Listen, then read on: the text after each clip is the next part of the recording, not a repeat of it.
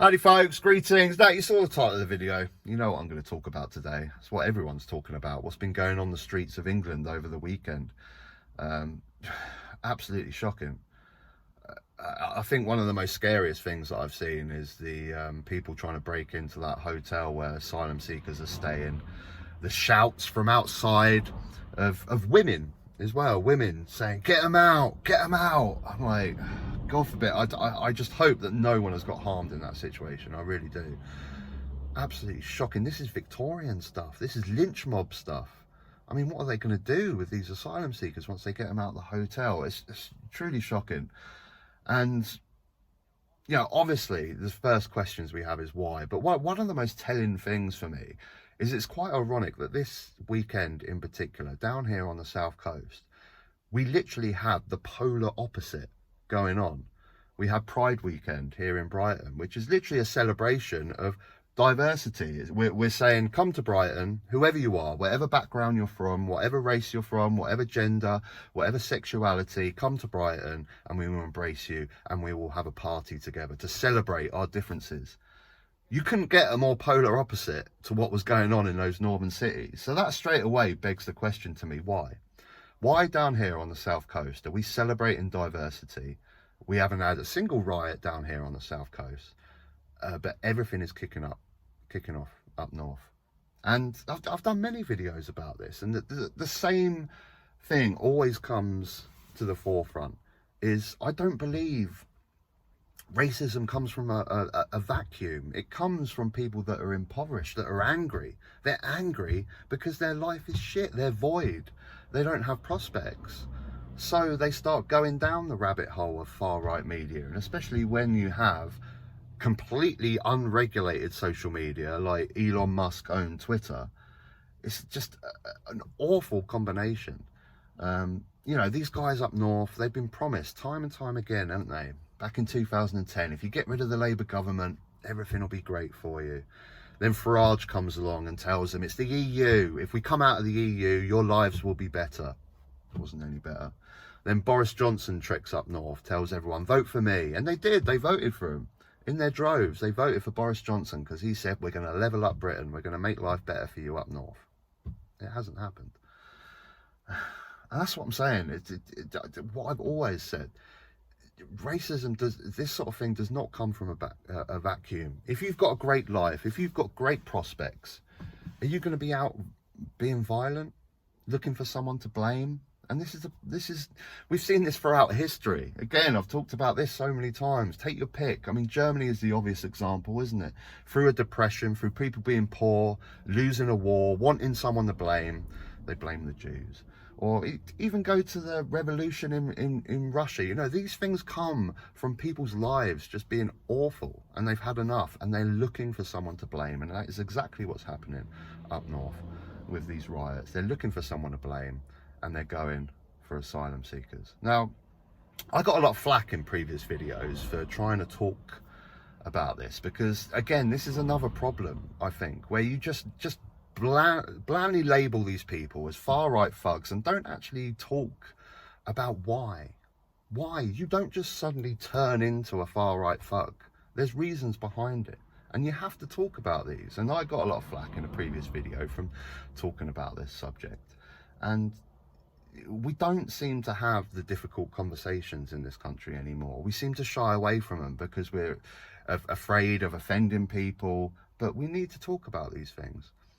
There used to be a really good show on BBC. What was it called? The top stories, the big stories or something. It was on a Sunday morning. They used to have guests like Richard Dawkins, and then they'd talk about Islam, and they'd have like the two ends of the spectrum where you'd have like a Douglas Murray on, and then an Amjad Chowdhury, and then you'd have people in the centre sort of talking about these topics. And this was on a Sunday morning, and generally you'd have the two extremes, like I often say, and then in the middle you'd have the more moderate views, and you'd come to some sort of conclusion on these topics. That show would never be on TV now.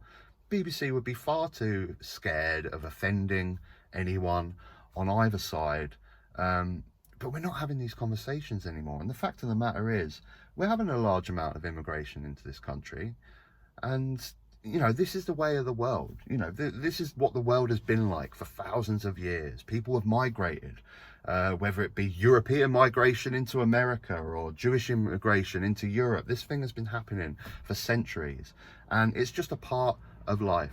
We're going through another cycle now, and it's going to accelerate with climate change. People are going to move. We're going to have more and more immigration coming in, you know, which I have a problem with. But you need to know how to best deal with this. And what we are doing at the moment is these northern towns are taking the brunt of immigration, and they're seeing their towns change very rapidly. And Angela Rayner actually got a lot of flack from the right-wing media when she came out and said, look, we need to put immigration into all towns and cities in the country. And I completely agree with her, because people were missing the point. These right-wing media were saying, oh, she wants to flood every town and city with immigration. What she's saying is we need to spread it out. Asylum seekers are not going into Tory heartlands in the West Country, are they? They're going predominantly to northern towns.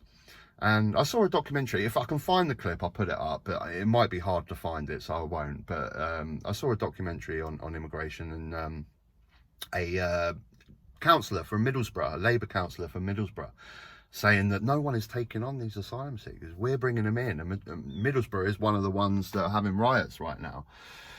And they're taking in a lot of asylum seekers because no other towns are taking them on. And that was the point that Angela was making. You know, we got to accept the fact that immigration is coming in and all the benefits that come from immigration. We know this. But it needs to be evenly distributed. And these towns that are rioting are taking the brunt. And the melting pot of everything's going on, the fact that these towns are impoverished, these people haven't got great job prospects, they haven't had the levelling up they were promised, or what Nigel Farage was promising. All these promises that they've had of making their lives better have not come to fruition. That, mixed with a toxic social media of your likes of Tommy Robinson, has created this. And they're looking for someone to blame. And it's easy for them to look over and see asylum seekers in hotels, they're getting free food, or whatever rubbish they're getting angry about. It's a big melting pot. And we need to understand why people are turning to the likes of Tommy Robinson. And it's only going to get worse unless we talk about these topics. I say we have to talk about it. We have to talk about the fact that people coming over share come from very, very different lives and have very, very different religions. And we need to know how to best live our lives together. Because what we want throughout the whole country is what we were just celebrating here in Brighton, our differences. We need to celebrate our differences and just I don't know. This is the thing. I can only talk. I don't have the answers. But talking is where it goes. We need to not shy away from talking about these topics. And just labelling people far-right thugs and just leaving it as that, and not actually discussing, okay, why are they far-right thugs? Why are they acting like they are? Is stupid, and this will just go on forever unless we actually properly understand what's going on. Sad. It's really sad to see. It really is. I hope those people are alright in those hotels. And that was truly shocking. I done a video a couple of days ago about social media. I mean, this massive part of what's being played here, the social media cycle that people get fed.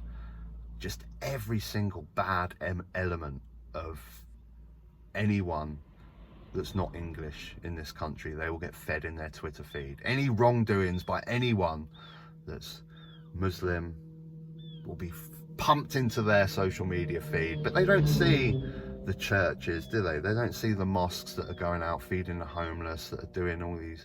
They won't get shown any of that stuff. Anyway, that's enough on that one, guys. Give me your thoughts. What do you think? Like and subscribe if you can. Oh man, it's hard to talk about these topics because you know that you're going to get flack, and I just, at the point now, I just don't care. I really don't care. I got a lot of flack for a previous video, but you have to talk about these topics. You have to, and as soon as you don't, that's where the problem lies. Anyway, till next time, guys. Take care.